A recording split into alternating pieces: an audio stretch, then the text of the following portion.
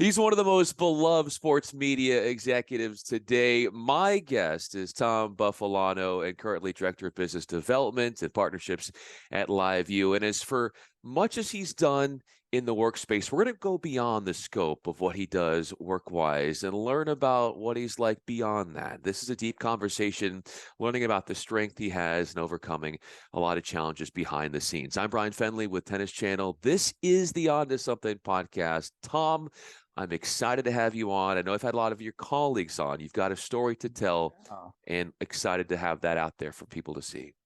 Yeah, no, this is great.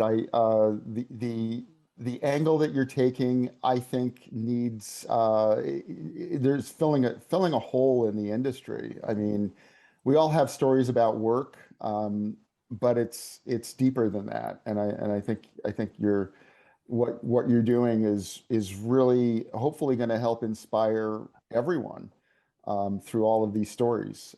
So I really appreciate the time that we're taking here. Well, I'm really excited and I really appreciate the time you're taking to make this happen. And when you talk about inspirations and what you've overcome, we're going to be looking at that. And as you said, as an empath, I really enjoy taking that soulful look at people and getting to know them on a deep level.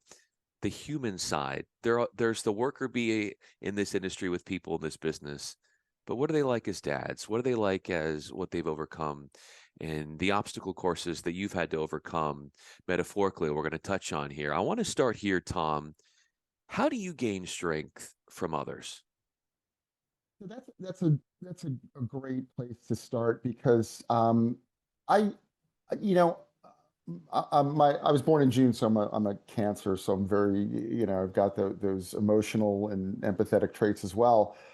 But I look at I first I look at my family, and my kids in particular, and sort of the challenges that they've had, which we can go into a little bit deeper, and look what they've overcome, and draw strength from them.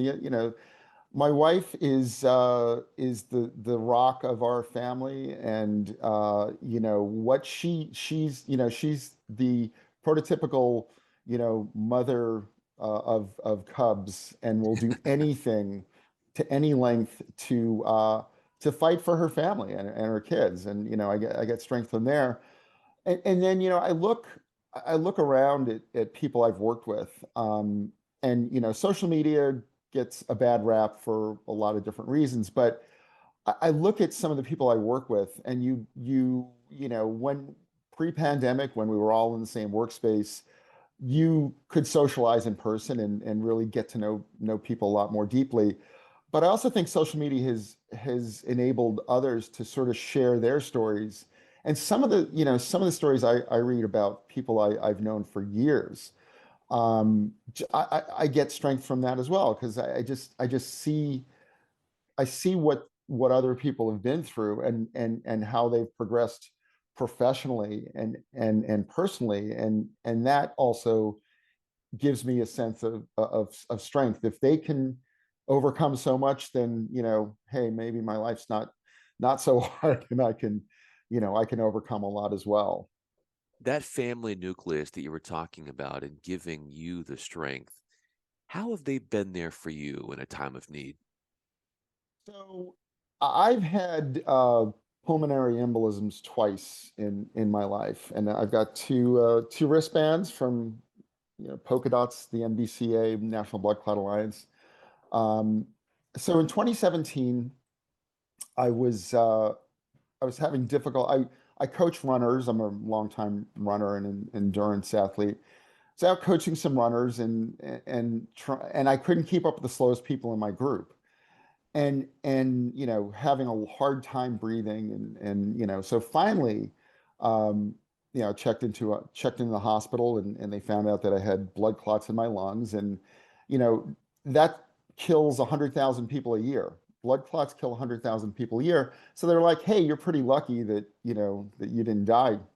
But being able to over sort of go through that in the hospital, knowing that my family was there for me, and then the recovery is physical on one hand, but it's also emotional, and it's also mental, and you sort of go through a lot of doubting about whether, is this going to happen to me again? Can I regain any level of physical activity? Where do I start? Um, so my family more than anything was there for me. And, the doctors are the doctors, and they'll give you some blood thinners and send you on your way. Um, but so getting past that the first time was hard enough, but the second time in September of 2020, I swore I never thought it would ever happen to me again. And it's sort of a, getting hit over the head. And this time it was really way more mental, in addition to being physical. And my family was there for me. It's interesting. I was trying to figure out, what to do from the perspective of getting more help. And I found the National Blood Clot Alliance. Actually was a post that John Lasker did on LinkedIn, where he was, he said he had gone through the same thing, and he was now a board member of the NBCA. And I was like, John, we got to talk, because this is the second time this happened to me, and I really need to not just get myself help, but help others as well. So that was another, another piece where I needed a lot more support, and I was lucky to reconnect with the National Blood Clot Alliance and John and Leslie Lake, who runs the NBCA, and then become more active, where now I feel I can help others who are in my situation. And it's just, every day, this is something you live with every day. You have to change your lifestyle to a certain extent, but also you need to let others know that it's okay, that they're not alone, and there are things that you can help others with to get through the same things that you went through. John Lasker, you mentioned with ESPN, he has come on here on the podcast to share that story. There's a lot of parallels between you and him. And Tom Buffolano joins me.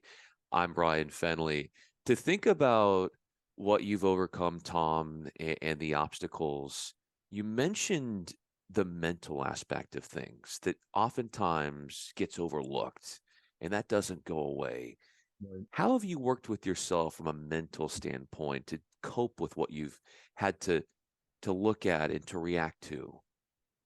So the thing that you have to do is not compare yourself to your pre-pulmonary embolism self in any way, shape, or form, especially when it comes to physical activity. But there's also a level of PTSD that you get. So I live near a park. I'm in Brooklyn. I'm in Prospect Park.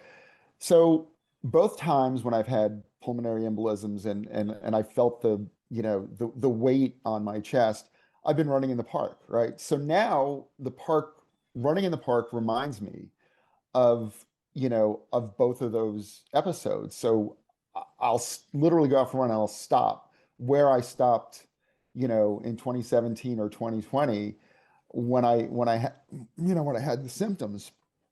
And you're kind of like, you stand there and you relive it all over again. Yeah. And so what I've done is I've tried to put that, you can't ever get rid of it. I tried to put that in a box.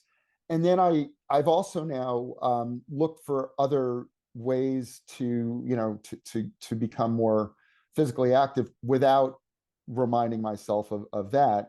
So I went out and got a Peloton, and as much of as a bad rap as Peloton gets sometimes, it's a completely different experience for me, and it's all brand new.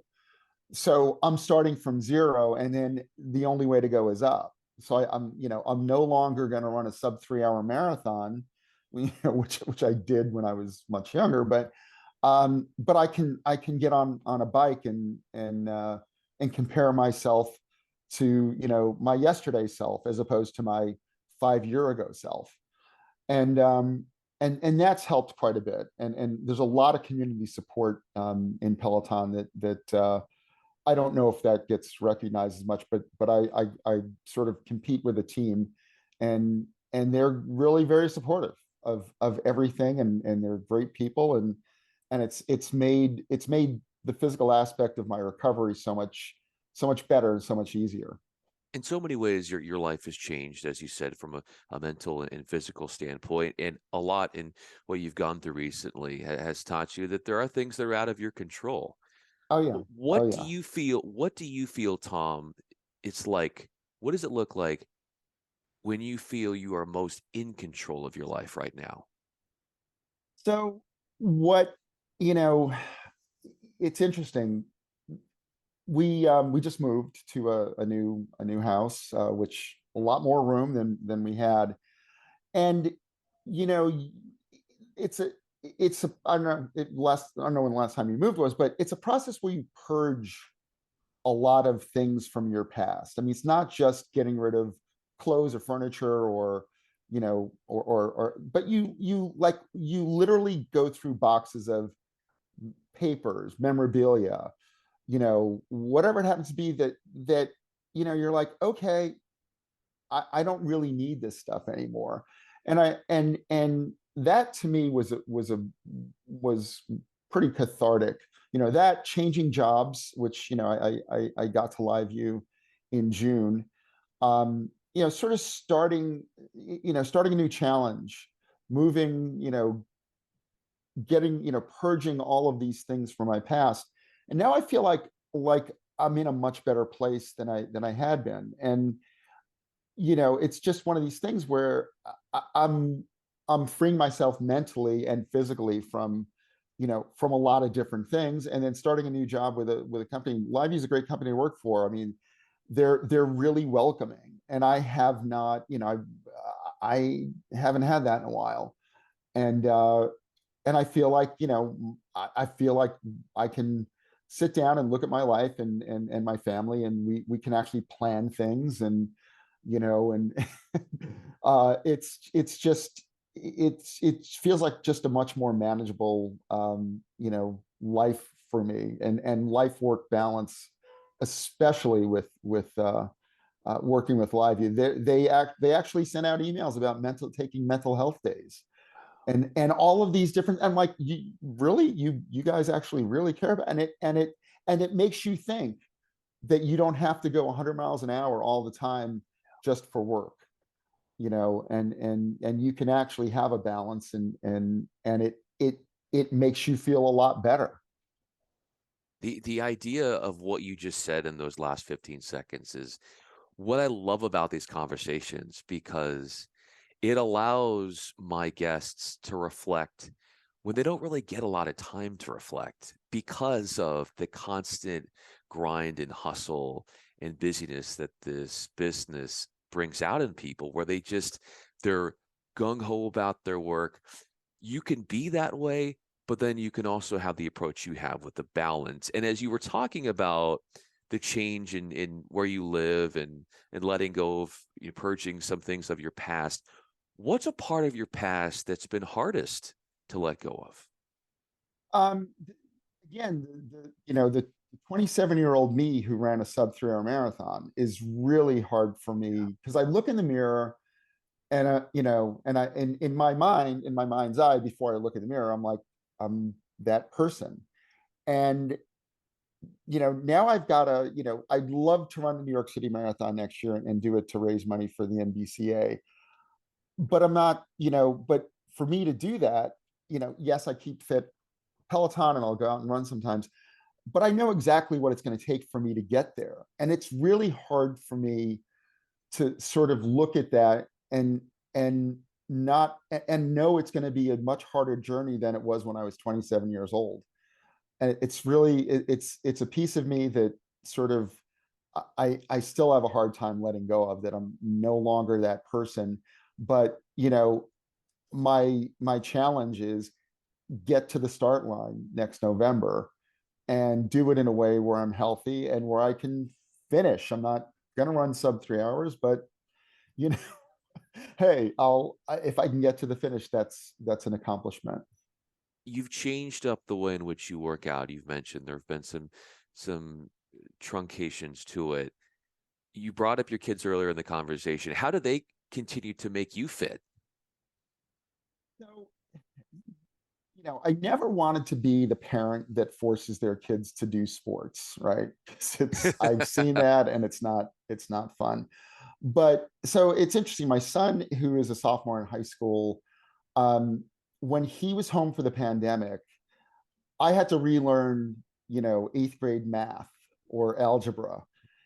So for me, it was kind of like, okay, let me work with him to help him, but at the same time, this is a challenge for me to relearn all this stuff. And it was it came back, but the fact that I was there to help my son through this because he wasn't physically in school, um, was really, was great. And then subsequently he became more interested in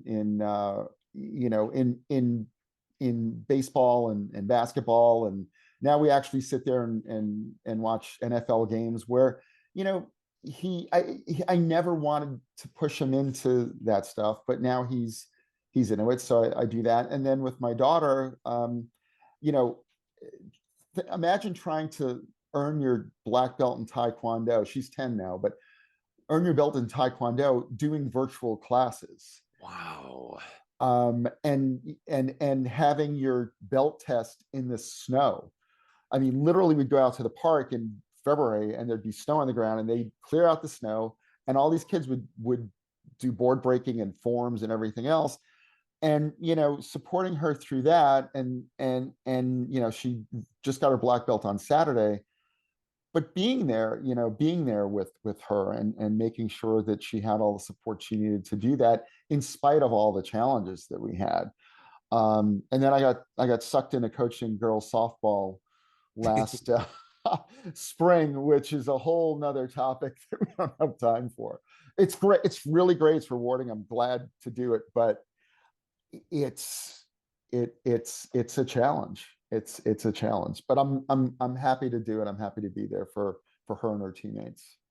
A softball coach, I should have added that to the title when I introduced you as part of your resume. But you being that quote unquote coach for your kids, how have you been there to steer them through their own challenges?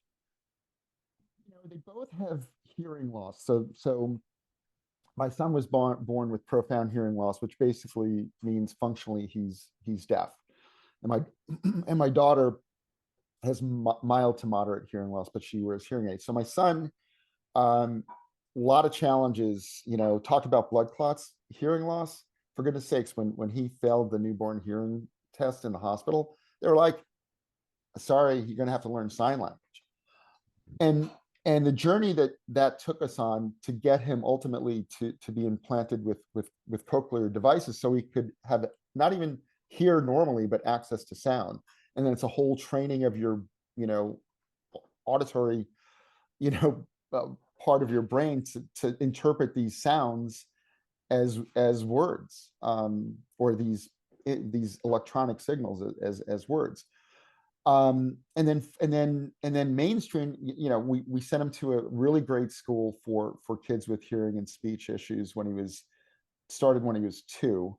But then when we decided to mainstream him in public school in New York City, they had never had a kid his age that had cochlear implants.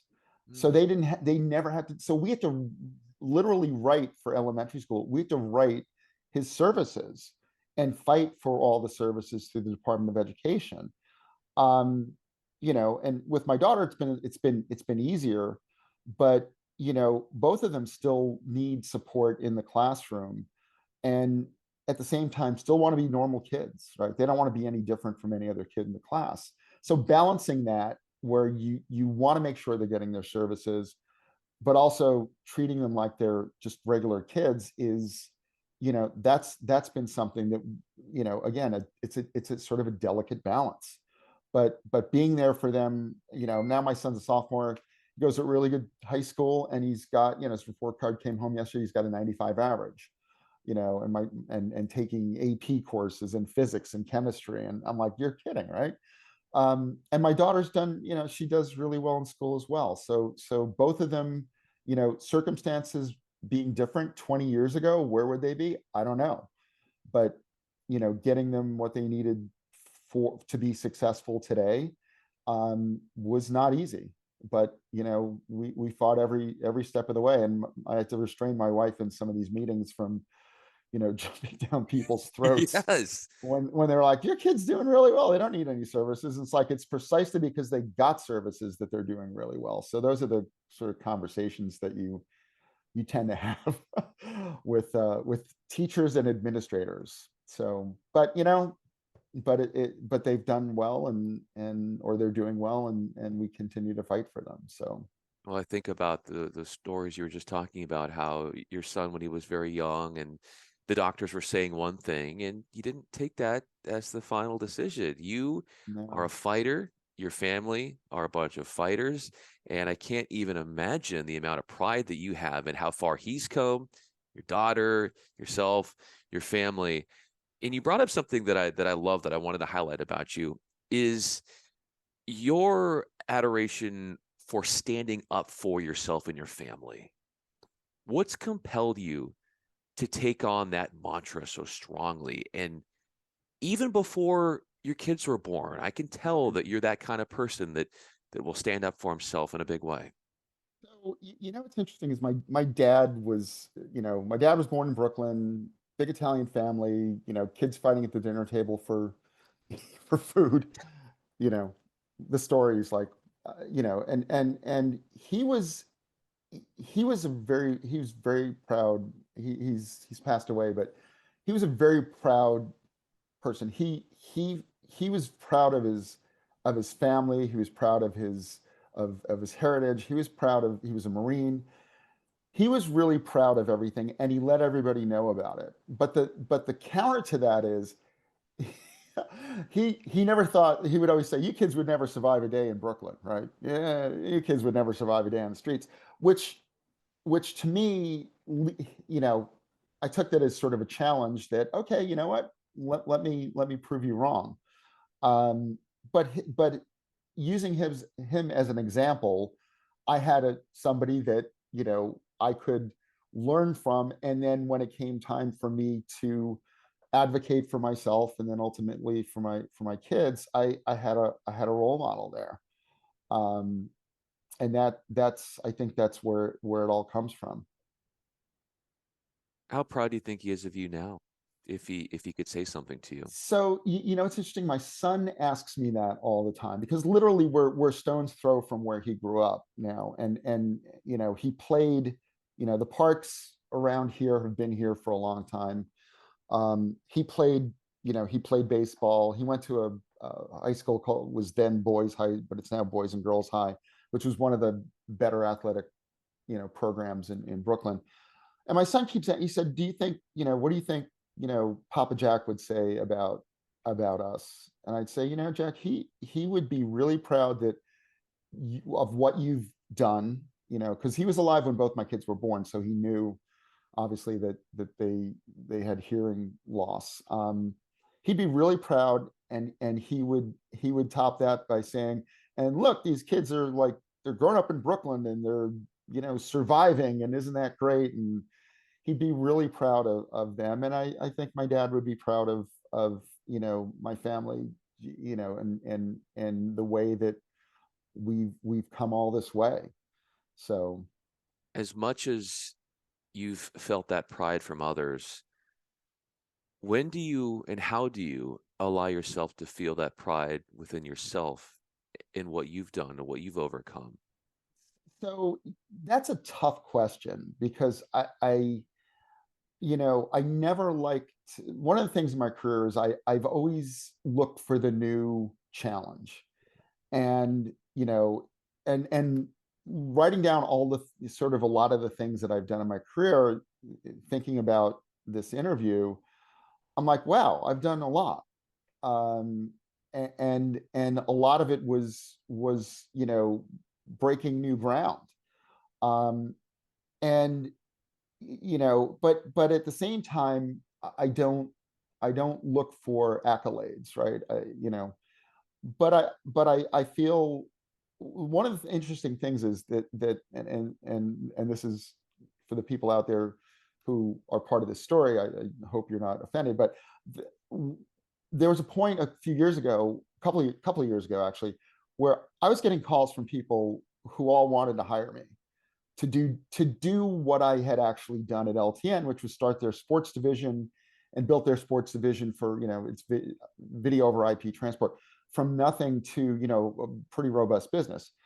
So I was getting calls from people and they're like, well, we want you to do that again. And I'm like, I did that once. I've done that. I want to find the new thing. And, frankly, a lot of these people I respect, highly respect. But, but for me, I just wanted to do something else, something new, and use more of what I've, done in my career, all the skills and experiences that I've attained, and put them towards something that was another challenge, which is what I'm doing now. Um, so from that perspective, I'm proud of what I've accomplished, but I'm always looking for what's next, and where I can create a new experience for me, uh, and and and and conquer another part of the industry. So To consider that you are akin to like a mountain climber. You reach one peak, but then there's a higher elevation for you to get to. And I see that. And I see that whatever you've grappled with per se, that there's only one option, and it's to continue to go higher up the mountain. And you've shown that time and time again. And Tom, as we wrap up this conversation, I think that as you think about your career and also your life, but your career, and you were preparing for this conversation and thinking about what you've done, what this was is it wasn't, as you know, this is not so much like a look at me operation as it is, this is my story and this is how I can help others. So as we put the bow on this conversation, Tom, my last comment and question to you is, what fulfillment do you get when you share your own overcoming of struggles to others? so it's really kind of interesting because you know I'm sort of an open book, and when someone asks me for help, especially people who are sort of coming up in the industry, I'll share everything. I'll, you know, because they don't know what's coming, right? You don't know and you're wondering, am I going to make it? Yeah. Um, and I kind of feel like, when I was in their shoes, I didn't know what was going to happen. Um, but it's going to be okay, right? Ultimately, if you work really hard, if you're honest and you've got integrity, and I think, I think in this business, especially in sports, most of the people I run into have a high level of integrity and they're willing to help others. Um, and I think that maybe it's because it's the sports industry. I don't know, but it seems like we all feel like we're kind of on the same team, and we're all gonna, we're all gonna succeed. We may be competitors. We're all gonna succeed. We're all gonna, be part of the same conversation. We're all gonna strive to, to make this industry better. And I think that's where, I feel I've gained, a lot of, I don't know if you call it, pleasure, or feeling that I've accomplished, accomplished something by, just by helping others, and helping move this industry forward. That's a big reason why I also wanted to highlight you. And again, it's not about you, it's about how you can impact others as well. And I wanted to piggyback off one thing you said that I loved. And you said, in essence, when you talk to others that work hard and have those good qualities that you've been able to embody, you tell them it's going to be okay. And that's not always easy to embrace that. But I'll tell you what, especially when you're in the throes of work and you're trying to make it happen, but it's an indescribable feeling for somebody if they can really embody that and know that it's going to be okay. You're going to continue to get better and take it to the next level. Even when that sight isn't seen directly in front of them, there's that faith and No. that self-belief that you have, and you've been able to bestow that on others. Yeah, no, it's all going to be okay. Don't worry. There's, challenge. Everybody's got challenges, but you just got to have belief in yourself and that you're going to be able to, and when you need help, ask for it, but just it's going to be okay. And So, Tom, I think this conversation was more than okay. Tom Buffolano, I'm Bryan thanks, Fenley with Bryan. Minutes Channel. Thanks for doing this, man. I loved how we went underneath the surface and we really got to understand who you are on a deep level. I appreciate you for going that route with us here today.